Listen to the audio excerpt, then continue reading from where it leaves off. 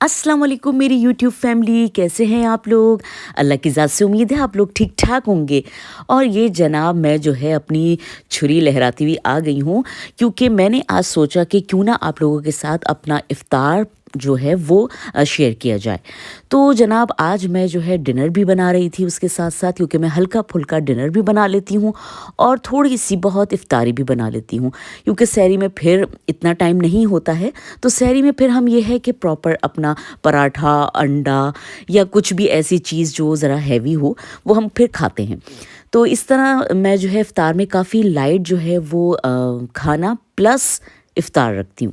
तो आज बहुत हल्का-सा, जो कि मैं नॉर्मल रूटीन के लिए अपना इफ़्तार बनाती हूँ, तो वो मैं बना रही हूँ।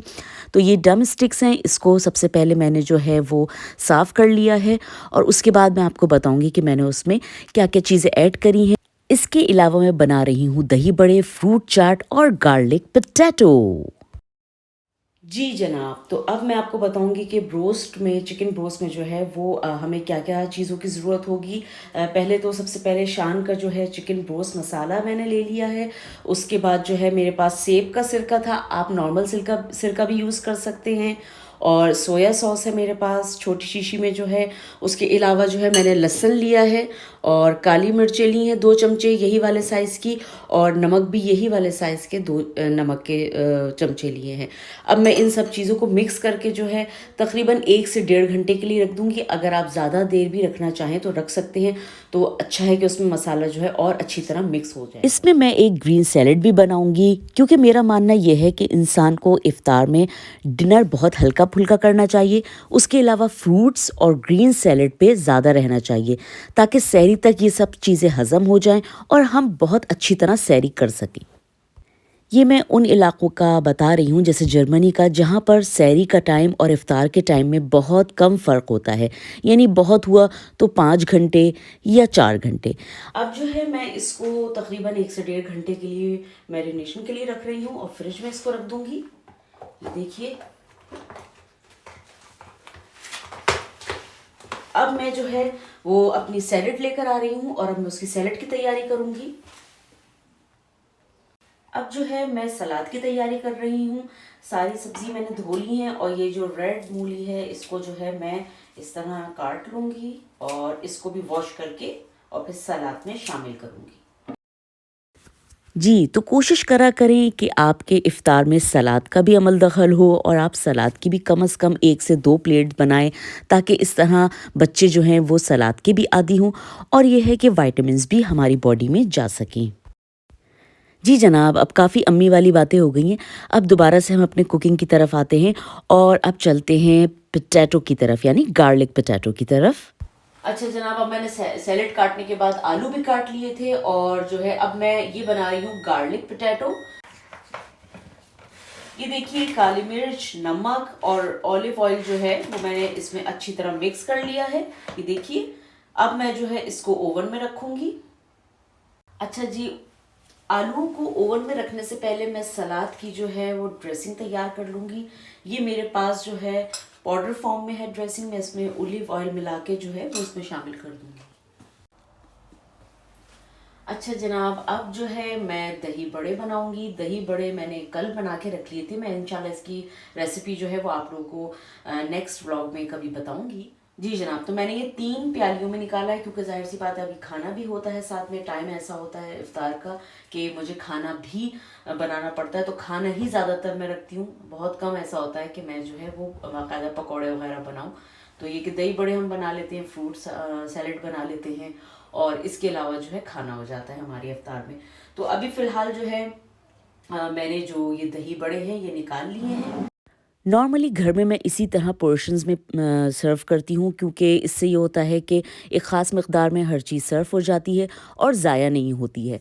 तो बस मुझे ये आइडिया अच्छा लगता है तो मैं ये करती हूँ। वाक़ई ये है कि नॉर्मली डिशेज़ में भी सर्व की जाती हैं, मगर मेरा मानना ये है कि चीज़ का कम ज़िया हो और आप जो है अपने हिसाब से हर चीज़ को भी टेस्ट कर लें।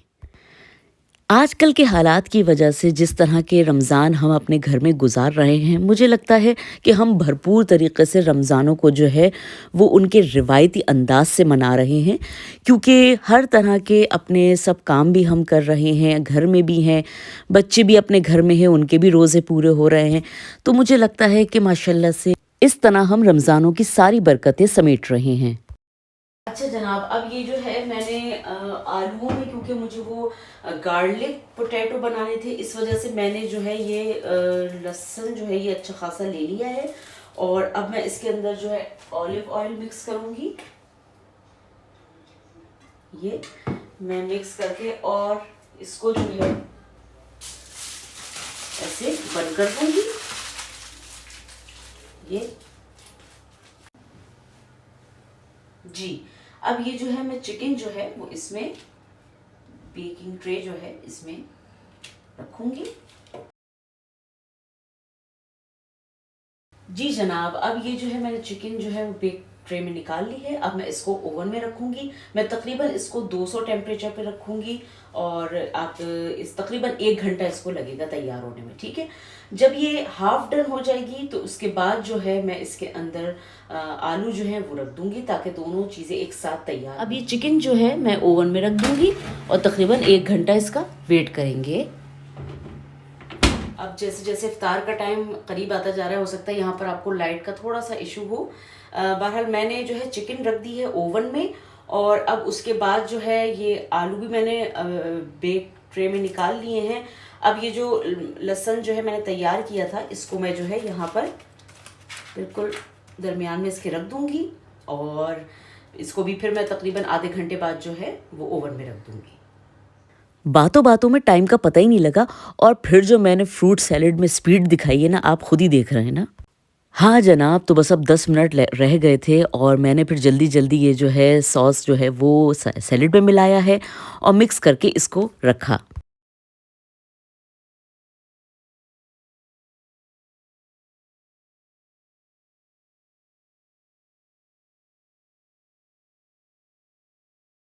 जो है ये बटर मैं इसमें ऐड करने वाली हूँ।